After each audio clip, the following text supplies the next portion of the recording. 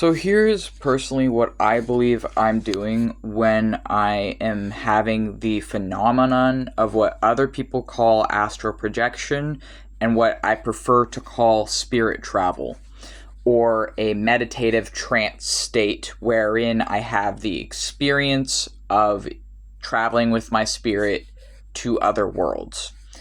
So personally, I believe that this experience is mental and psychological as much as it is anything else.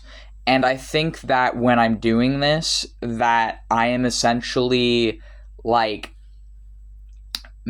inhabiting my mind as a place through meditation and having the illusion of my spirit going to other worlds, but rather than seeing these other worlds as like literal physical places, I see it more that I believe people's minds can also be places, and I believe that spirits can also be places. So when I'm with another spirit going to a world with them, I see it as like they're sharing their mind as a place with me, kind of, and that we're kind of merging minds, communicating in a way to have a sensory experience beyond the normal range of sensory perception.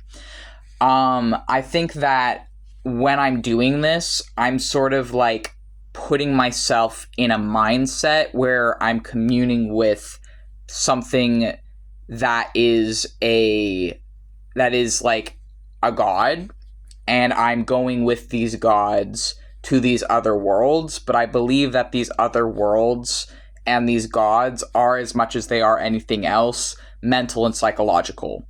That is how I choose to view it.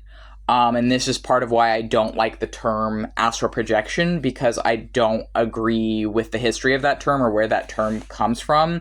For a time, I was trying to just use terms like lucid dreaming. However, I realized that for me, I'm not always lucid dreaming when I'm doing this because I'm not always asleep. Because sometimes I'm doing this while my body is still awake, or while I can still feel my body in my bed. And I think that if I can still feel my body in my bed, then it's sort of like not exactly a dream, but then maybe it sort of is a dream, but it's like a halfway dream or like a partial dream. But I prefer to just see it as like a meditative trance state or an altered state of consciousness, or a spirit traveling. I like the word spirit traveling better than astral projection. I don't really agree with the existence of an astral plane. I don't really like the history of that term or who came up with that term and where it comes from. I do not agree with theosophy, and I do not agree with a lot of New Age, because I think a lot of it was just taken from far older spiritual practices that essentially got watered down into terms like astral projection and other things.